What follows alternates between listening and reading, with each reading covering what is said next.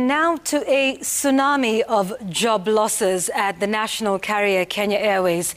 The airline has been dealt a major blow by the National Treasury after it sought Parliament's approval to restructure the airline by reducing the overall size, which means job cuts, reduction of the airline's fleet and its destinations, among other measures. While presenting the budget, Treasury CS Yatani stated that the move was meant to support the airline adapt to the challenges facing the aviation industry due to the adverse effects of the COVID-19 pandemic. Faisal Ahmed has more on this story. Another painful process of clipping the wings of national carrier Kenya Airways.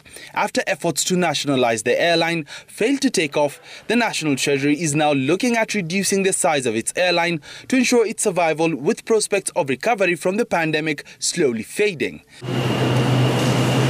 The National Treasury wants Kenya Airways to reduce its staff, fleet of airplanes and its destinations in a bid to stay afloat. That's why we are supporting it, but we are doing it from the perspective that we must streamline, including the cash injections. We are not just giving money for the sake of it, but we want to make sure that there are certain reforms that are effectively and painfully undertaken, including reducing the number of flights, including even the number of the staff, but also looking at the general governance structure, streamlining so that they remain not only accountable, but also relevant in the competitive business environment.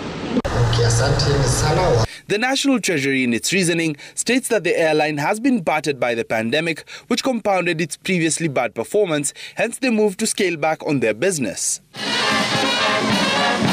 On the firing line are more than 4,000 staff, 42 aircrafts, with some being leased to the carrier, and some 56 routes, with 46 of them being African destinations.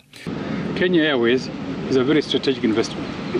We are not only looking at the flight, but we are looking at other auxiliary investments that come up with it, including the export of flowers, including as a regional hub, Kenya as a diplomatic headquarters for the region, all these, and it's also the connections from here to the rest of the country.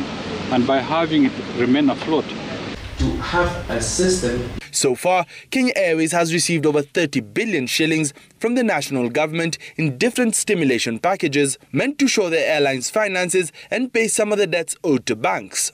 Recently, KQ invited an international audit firm to look into the airline's assets before it received additional funding from the IMF through the National Treasury.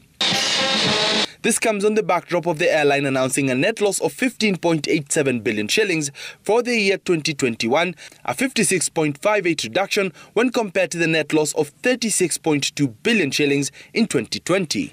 With KQ still in massive debt and yet to recover from the effects of the global pandemic that has affected airlines the world over, the government now thinks that restructuring the airline is the only way to save it. Faisal Ahmed, Citizen TV, Nairobi.